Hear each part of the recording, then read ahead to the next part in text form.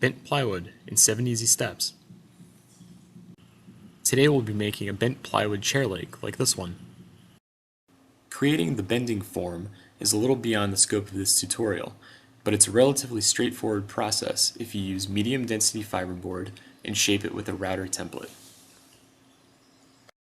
The plywood we'll be using today is 3-ply Baltic birch, which can be found at Southern Lumber in San Jose.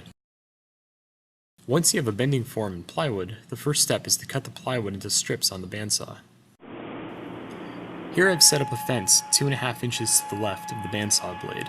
This setup will allow me to consistently cut strips about 2.5 inches wide.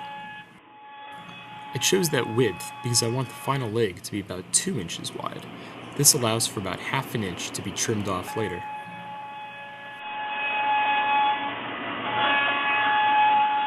Step 2. Without using glue, try clamping the plywood to the form. This step is important for 2 reasons.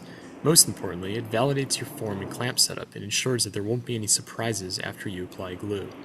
It also conditions the wood so that it will be a little easier to bend when it counts. For the chair leg, we'll use a total of 8 plywood layers. 5 will make up the chair leg itself, 1 scrap piece will be placed on the inside of the bend, and 2 scrap pieces will be placed on the outside. Using scrap pieces reduces the incidence of flat spots caused by the clamps. Look carefully to see if there are any gaps between the form and the plywood. If there are, add more clamps.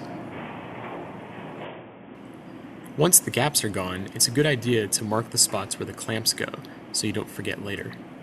Step 3. Remove the clamps and apply glue to the plywood strips.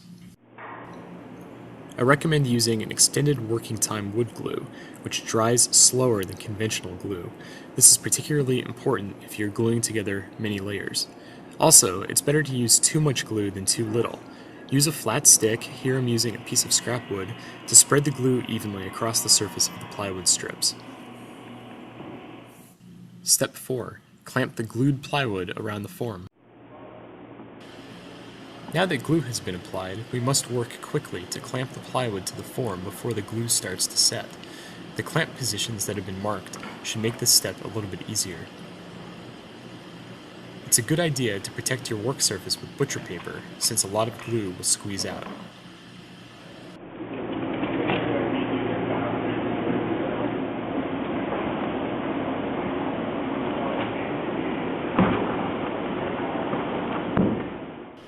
Now that the clamps are in place, our work is done for a while. Step 5. After the glue has dried, unclamp the plywood and lightly sand the edges. After at least 6 hours, the clamps can be removed.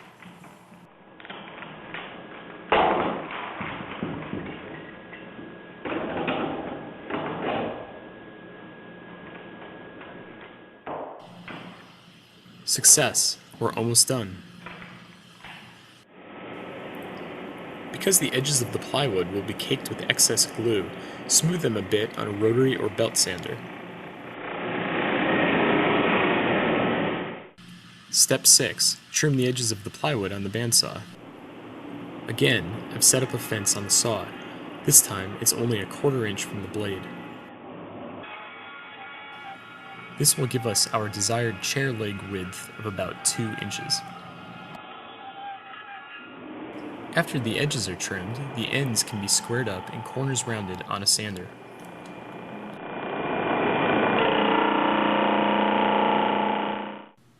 Step 7. Finishing.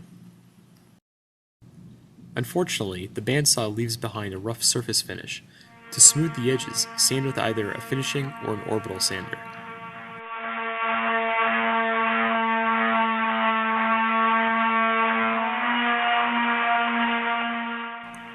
The sanding may take longer than you expect, but the results will be worth it. And that's how to create a bent plywood chair leg.